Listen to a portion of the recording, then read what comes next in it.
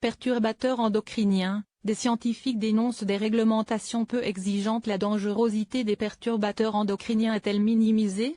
C'est ce qu'estiment des chercheurs qui publient une tribune dans Le Monde pour souligner le rôle néfaste des industriels et l'importance d'études impartiales pour élaborer des réglementations à la hauteur des risques.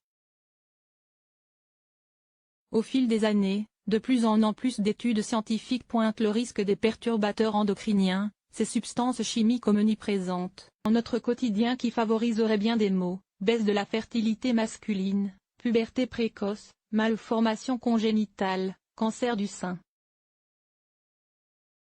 Bien que de nombreux pays manifestent leur inquiétude à leur égard, leur dangerosité semble sous-estimée au regard des réglementations en la matière. Une situation que dénonce une centaine de scientifiques internationaux renommés, dont des spécialistes des troubles hormonaux, dans une tribune publiée dans le quotidien Le Monde. Selon eux, les raisons de cette situation sont toutes trouvées, les industriels et leurs enjeux financiers. Ces derniers sont présentés comme des marchands de doute à l'œuvre dans plusieurs domaines, des individus dans le déni de la science, ou financés par des intérêts industriels qui déforment délibérément des preuves scientifiques afin de créer une fausse impression de controverse. Cette manufacture du doute a retardé des actions préventives et eu de graves conséquences pour la santé des populations et l'environnement, écrivent les chercheurs.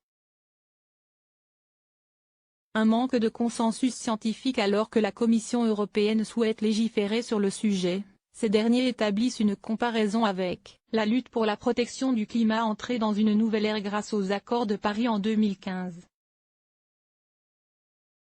Et ce malgré la farouche opposition de climato-sceptiques sourds au consensus établi par les scientifiques engagés. Mais à ces plans d'élaboration pour une telle réglementation dans l'UE s'opposent énergiquement des scientifiques ayant des liens étroits avec les intérêts industriels, ce qui conduit à un manque de consensus scientifique. La même stratégie a été utilisée par l'industrie du tabac, souligne-t-il.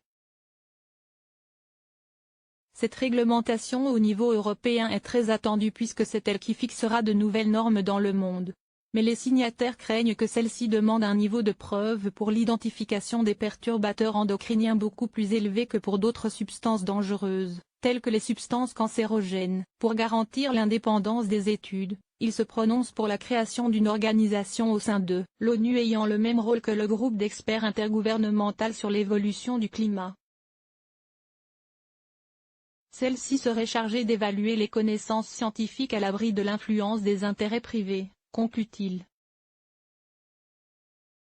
Des dangers reconnus.